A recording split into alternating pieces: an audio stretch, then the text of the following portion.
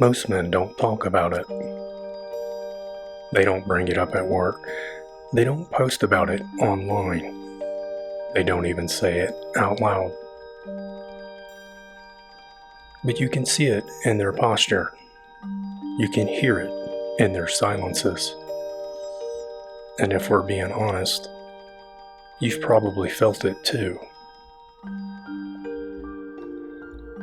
Something is missing. Something important. Not comfort, not safety. Those are everywhere. What's missing is the weight, the presence of something higher. A direction that makes struggle make sense. A role that gives pain a purpose. A name for the thing we were meant to become. It wasn't always this way. There was a time when men were trained to carry, to shoulder burdens with dignity, to live for something greater than themselves. Not perfectly, not without failure, but with structure, with memory, with myth. Now, most men inherit function, but not form. They're told to work. They're told to behave. They're told to follow rules that lead nowhere. And beneath the surface of all their busyness, a quiet crisis grows. They no longer ask how to lead. They no longer ask how to serve. They no longer ask how to rule their homes, their hearts, or themselves. But one question still lingers. The one they've never stopped asking. The one they're afraid to say out loud. The one that begins all the others. And that's where we begin.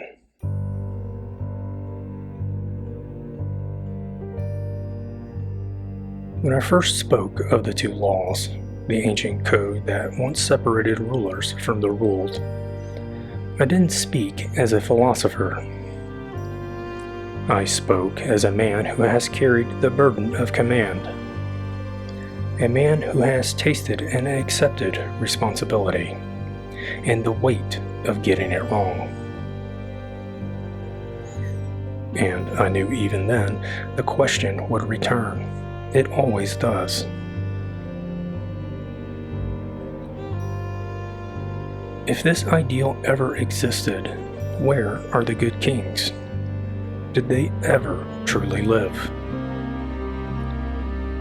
It sounds like a fair question, but it never comes from logic. It comes from loss. Not hostility, but heartbreak. Modern men are born into collapse, not glory. They've inherited dysfunction, not discipline. They look around and see corruption, cowardice, and compromise everywhere. And they mistake the ruins of aristocracy for its original design. That question, whether they know it or not, is the groan of something deeper. The voice of their blood, asking what their mouths cannot articulate. But to understand the question, you have to understand the world that gave rise to it. This is not just a generation with questions, this is a generation raised in nihilism. And that nihilism didn't appear by accident. It is the final result of centuries of disarmament, moral, mythic, masculine. The boy who once dreamed of the crown, of the sword, of the flame, was told those dreams were dangerous, His gods were called demons. His instincts were called sin. His strength was called toxic. His myth was called a fairy tale. The church taught him guilt. The market taught him obedience. And the schools taught him to mock what he once would have died to protect. The heroic didn't disappear, it was dismantled. Nietzsche saw it coming. He warned that Christianity would devour itself, that once it killed its own God, it would leave nothing but empty heavens and hollow men. And in that void, man would lose all grounding and mock what he once revered. We live in that void now.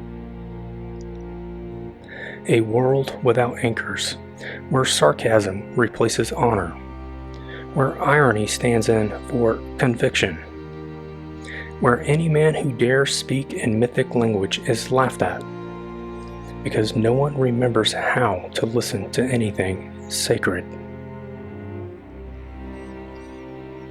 And the damage runs deeper than most realize. Our sons are told to grow up, but what they mean is give up. We praise realism, but we practice cowardice. We kill the hero in the boy, then wonder why the man never rises. Because what they call realism is often just resignation. Don't chase greatness, just stay useful.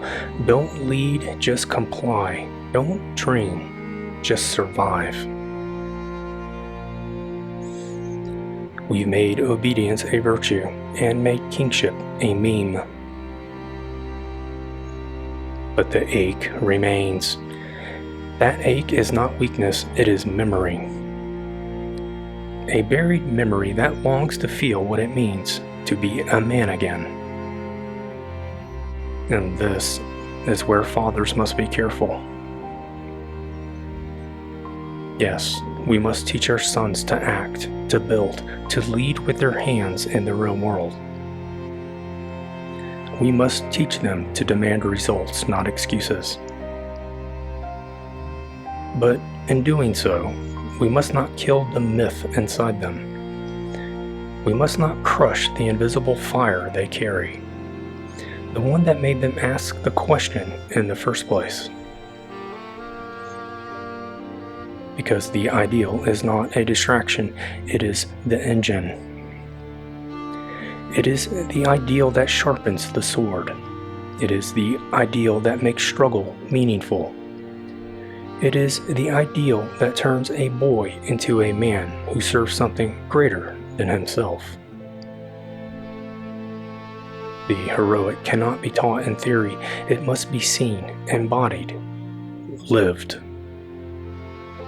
And so the question remains, if the king ever existed, where is he now? The answer is painful. The king is not dead, he is forgotten. The world no longer rewards him. His people no longer recognize him.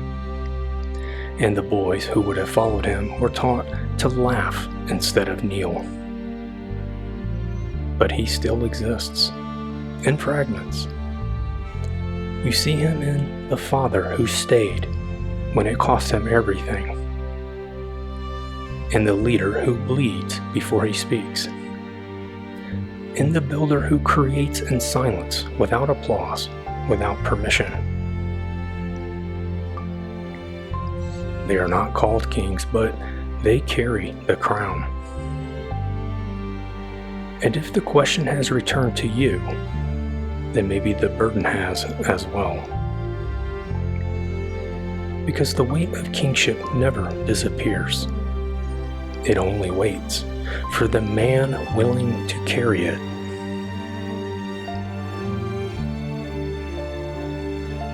Not every man can bear the weight of the question.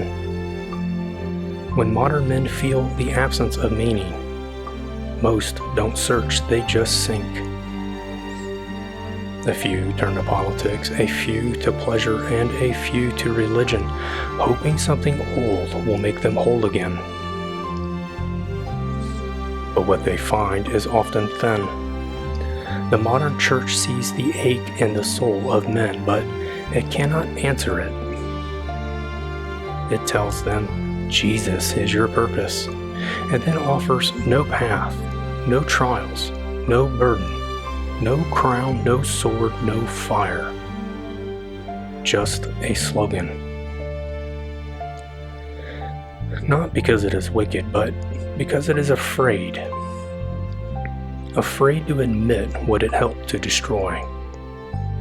Afraid to name the thing it buried when it stripped the myth from the boy, when it traded the king for the shepherd, the hero for the slave, and the sacred for the safe.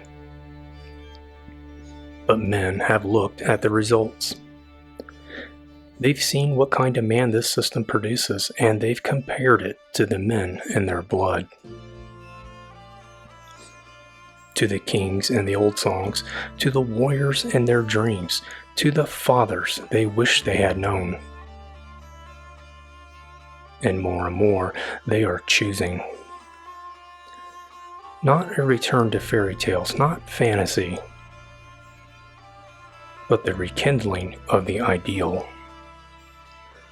Not as a story to admire, but as a path to walk, a burden to lift, a crown to earn.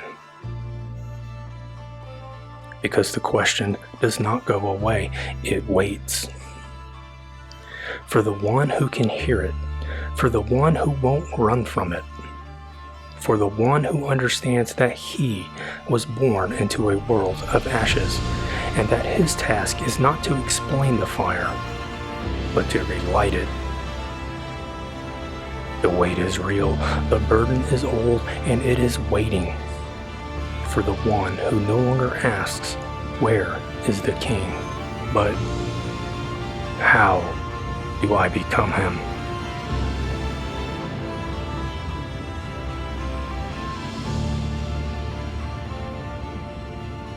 Until next time.